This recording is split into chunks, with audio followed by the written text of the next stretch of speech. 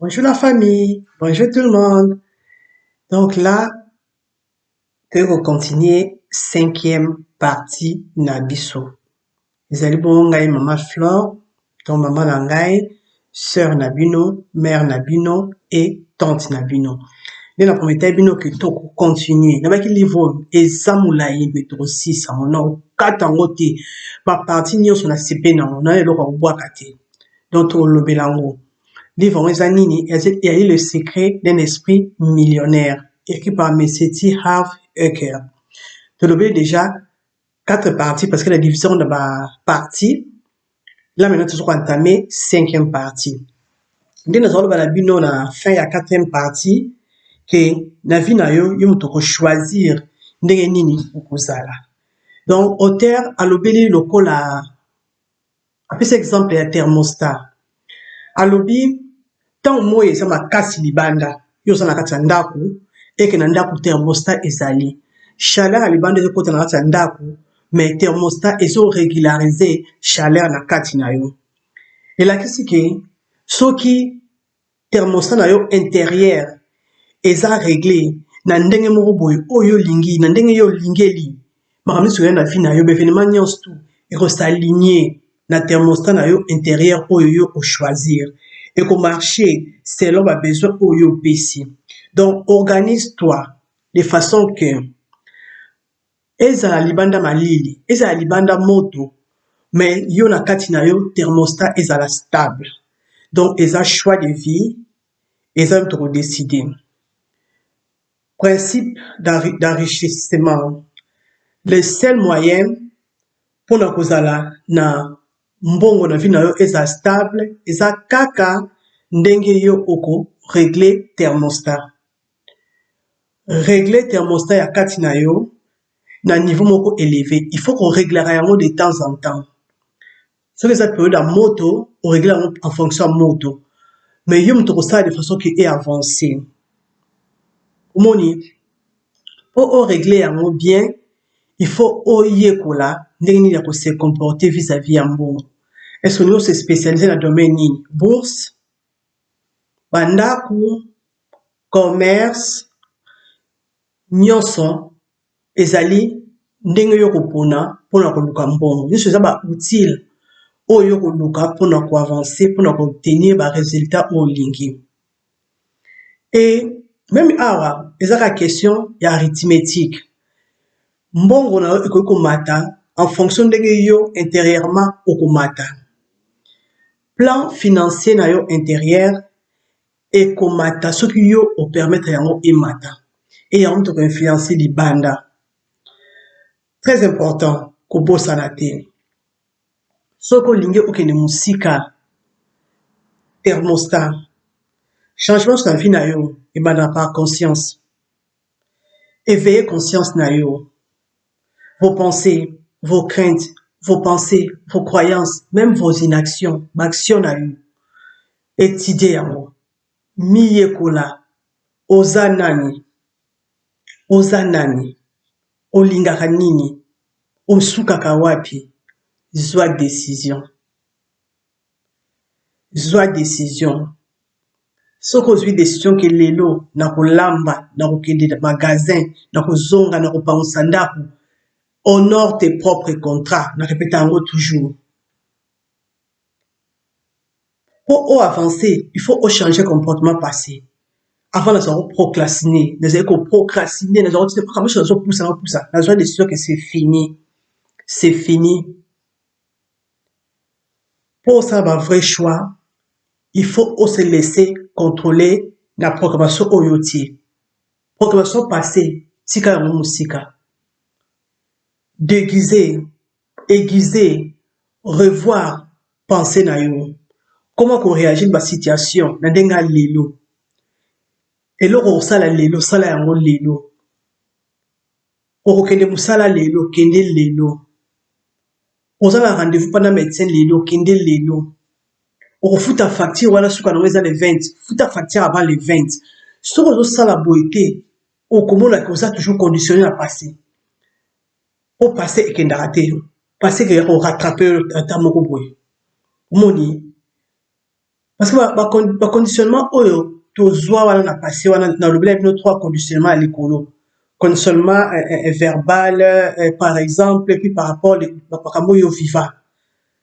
Faut que tu là il y a on répété en haut. Faut qu'on y ait bien plus qu'on recadre en haut. Qu'on a conditionné selon mon outil. Si à eux,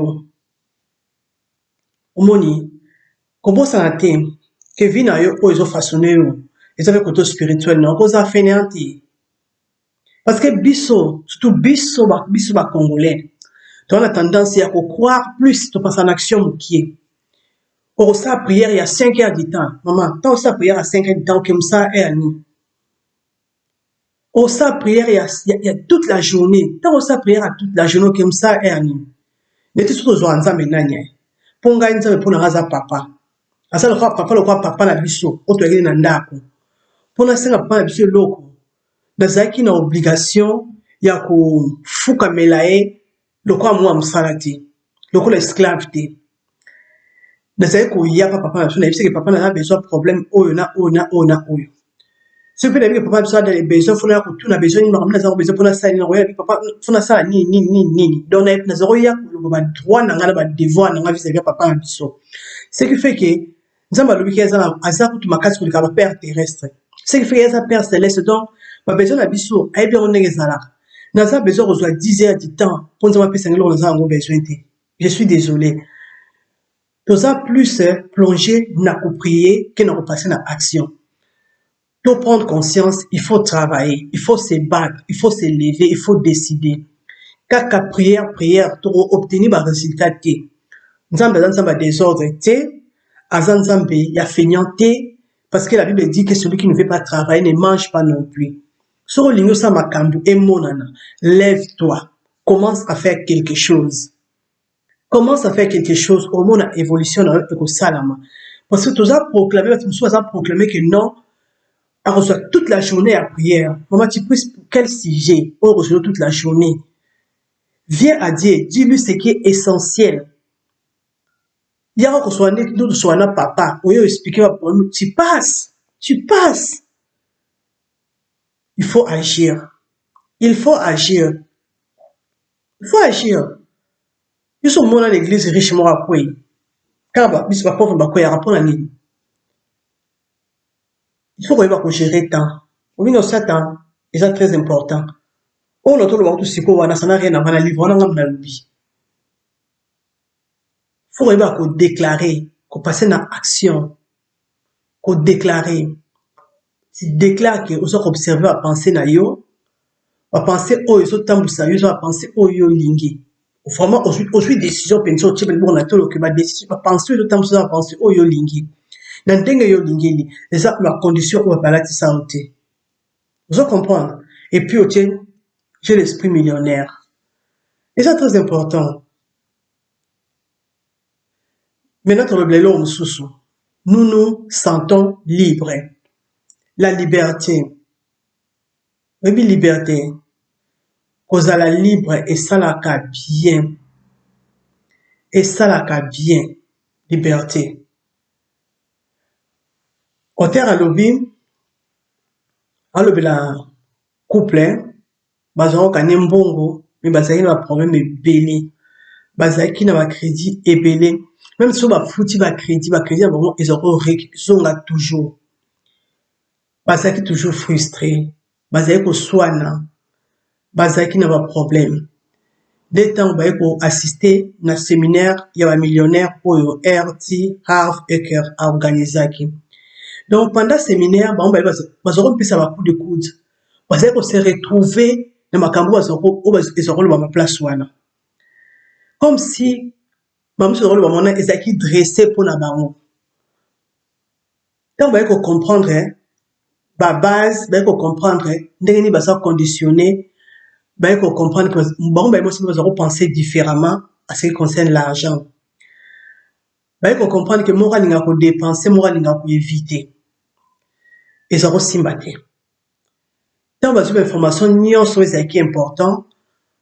À 8 ans, il y a se comprendre comme qu'on travaillait ensemble et le lot baza épanoui nyonso bazosala ezosimba baza suna bacheke oyo bazalaki nango te bacrédit oyo bazalaki nango wana te badifficulté oyo bazalaki nango wana te batie yango en pratique et lelo bazali à l'aise baza épanoui et depuis relation na bango ebanda bazalaki kaka toujours na moins pour la première fois bakomi na baéconomie pourquoi parce que bacomprendre que vie na bango ezalaki conditionné leloko moko boye mais il faut passer à autre chose il faut passer à autre chose il faut vraiment kodécider que non vie na yo ekoki kosuka na ndenge moko boye te et na répété lisusu ntango ozomata ne monte pas seul ntango yo so comprendre déjà ndenge mbongo efonctionne na kati na yo à l'intérieur de toi s'il te plaît ne monte pas seul monte avec ton partenaire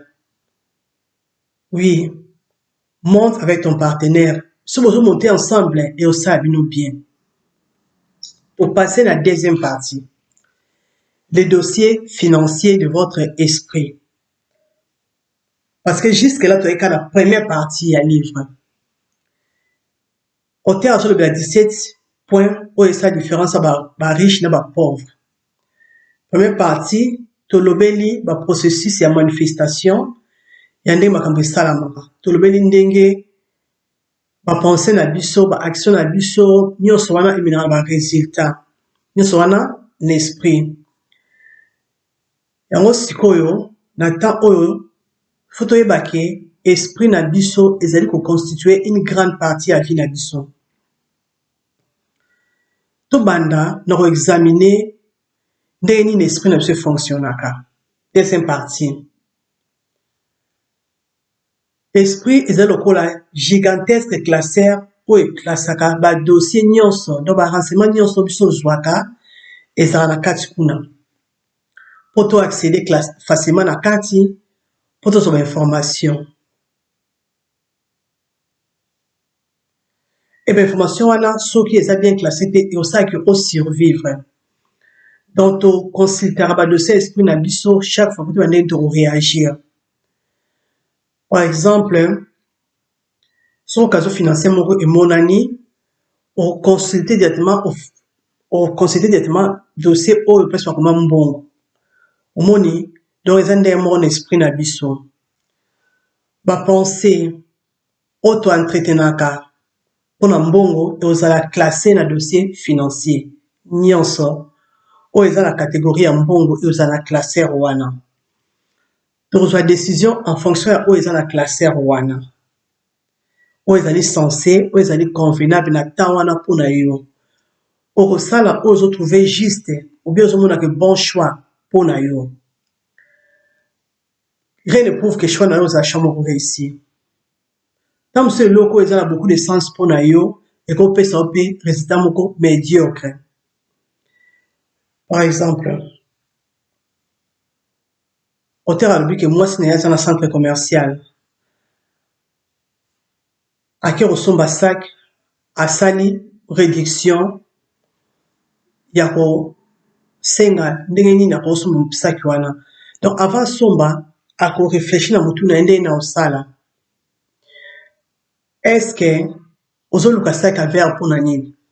Pour eleka na sapato na verre ozala na ndako somba yango. Omoni donc akosomba yango en fonction ya chaussure à verre ou eza na ndako parce que ça déjà proclamé na mutu na ye. Aozane sengo parce que a trouvé sac oyo alingaki. Donc l'esprit na ye achat wana eza logique. Aza nango besoin et en plus prix eza pe bien. Ana réduction à 25%. Esprit na ye ekoloba na ye te ke sac yango toboyi te eza ya verre eza na réduction ya 25%, mais ozali obligé kosomba yango puisque oza na minus na compte. Esprit na ye ekoloba te parce que réflexion wana eza na dossier intérieur na ye te. Dossier wana aclassé yango te. Omoni donc biloko eza na kaka pensée na biso eza kaka biloko oyo toza deja toklasa oyo eza na classeur ya badossier na kati na biso. Omoni donc dossier oyo boza na yango te moyen oyo bandisi biloko eza na kati eza te. C'est ça. Et au fur et à mesure, on continue à vivre un peu au sombre, au fur et à mesure, les chèques financiers vont continuer parce que vous avez minus déjà, nous allons continuer, car vous allons continuer, car. Donc, à un moment donné, il faut la décision qui n'a pas moins, nous sommes soutenus. Au contraire, il faut le foot à moins, voilà. Moni, ce qui n'a qu'à se régulariser, on va dossier, n'y soit un bon monayo, il y a se manifester dans le monde du sens. En matière à bongo, il faut que bah, ndenge nini, bah riche va penser à ba riche va penser ndenge nini na domaine wana. Faut que y kola. Nde tulobaki likolo, changement nyonso et banda par prise à conscience. Tu penses comme penser les riches, koyeba ndenge nini ba riche va penser. Ba riche va penser différemment ba pauvre, na ba ta classe moyenne. Surtout la si gens bon on a richesse. Et la dimension de sa vie va penser à peine des mortiers. Dans la deuxième partie, oyo, tota ba partie nyonso wana. Dentro se reconditionner. Faut installer les 7 dossiers de rechange d'esprit na biso. Comme ça, un nouveau dossier wana, et qu'on efface l'ancien dossier, oyo empêchera yo ou mata. Omoni, il faut longola yo na ba penser aux anango. Il faut ce que permettre yo comme repenser au quoi ba riche.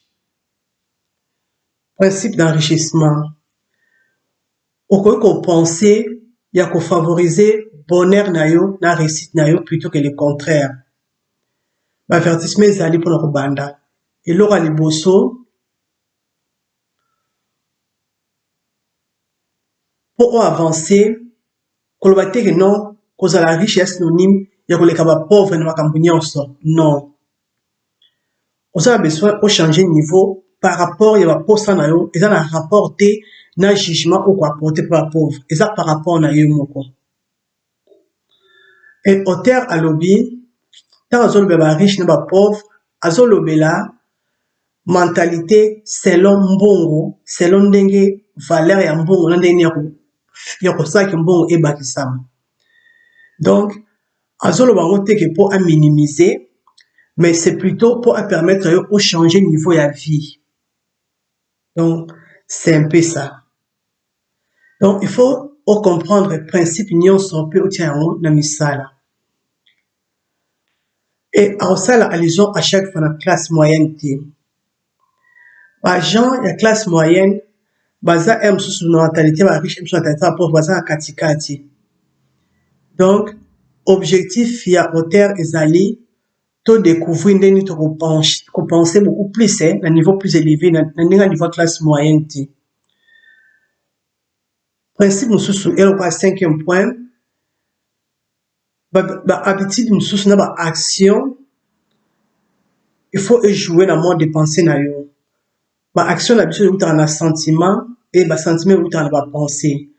Par conséquent, chaque conséquence, bien chaque action qui est reposée, comme Mario, bien qu'on détermine yo la disposition na yo, et qu'on renoncer na désir à pauvreté et puis na ndenge comme la riche. Au monde, il faut qu'on réfléchisse ndenge on sa bloko na façon na yo. Parce que façon yo ça là ekozala ndenge yo lingi lelo na ndenge zo disposer vie na yo lelo na ndenge o lingi ko attendre yango lelo soki na osali fortune te dans sous l'air ekoki o changer ndenge ko sala o luka ndenge ko sala poko ma riche faut un exemple batu baza déjà na richesse o ba sala ka déjà ba montaka ozala ngo besoin concept o lingo apprendre sikoyo et pesara ba changement réel dans le monde réel. Ndenge ni hauteur ayebi yango parce que ye moko atiaka en pratique. Atiaka en pratique et bato ba yekola epa na ye ba yekola yango bazo tia en pratique et bazwaka ba retour et ba lettre ya bato wana pour pesa bango suite ndenge nini bakomi. Donc soko yekoli yango eko transformer yo pe pour avancer. Et la fin ya chaque section toko trouver ndenge tokosala tokosala dossier ya sika na kati na biso. et puis ndenge tokosala mpo toadopte dossier ya sika wana oyo ya finance oyo ekozala essentiel totia yango en action pour permettre biso obtenir connaissance et puis connaissance yango ezalaka na kati te mais passer na niveau physique et puis ekoma à long terme. Bato ebele bamona toza baesclave ya bitidi na biso eloko barealizaka te eza na babitidi mibale en fait babitidi ya kofaire na babitidi de ne pas faire nyonso bosalaka te tosalaka yango te seul moyen ya kochange yango soki eloko osalaka te changer yango na kosala place nyonso ozalaki passif passer sikoyo na activité omoni donc eza très important so olingi réussir tia yango na misala baaction nyonso eza surgéré tia yango na misala. Dossier financier intérieur numéro 1. Les riches croient, je crée. Les riches, le pauvre croit qu'il subit la vie. So lingo ke musika yekola kozala na commande ya vie na yo. Surtout vie na yo financière. Si tu ne le crois pas, vous aurez cette croyance que vous exercez peu de contrôle sur votre finance. Peu de contrôle est synonyme, il n'y a aucun contrôle. Ça veut dire qu'on va avancer. Vous allez comprendre que vous avez un contrôle en bon. Vous avez un bon. Que ça, la dépense inutile, ou gérer, tu dois avoir le contrôle. Il y a finance. Très important. La richesse n'arrive pas par hasard. Vous allez comprendre, il faut passer à l'action d'abord. Et à part action, il faut avoir un contrôle. Il y a un bon qu'on a eu. Ba riche va dépasser un bon on sauté. Ba riche, azawana teke po, avant comme un millionnaire, faut gagner kaka na loto à tout prix. Non. Ba créer la richesse n'a pas malembe. Azar se battre, azo ba difficulté ou azo traverser pour un matin niveau. Et ils ont joué rôle dans sa conscience nae. Azo ko assumer responsabilité que nous sommes bons pour gagner bon. Azo jouer victime té. Vous comprenez? Faut reprendre le contrôle à vie na yo. Donc c'est toi qui es le leader de la vie na yo, le maître, le responsable. Aux en besoin. Vous avez jouer rôle moko principal, roche moko primordial la vie na yo. Vous avez victime té. Bato ba jouer la victime, ya bato yo, baso ka abandonner finalement boka bato. Yo ko jouer victime té, faut recevoir autorité, pouvoir, ya vie na yo. Vous comprenez?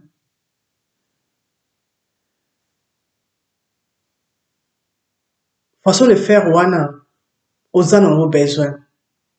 Aux en ont vraiment besoin. Surtout même l'entourage, non, on bateau, bah ça on a pour rouler, la qui m'a pourquoi? Parce que, bah ça le contrôle, tu aux en obligé, aux en a contrôle. Aux en a contrôle.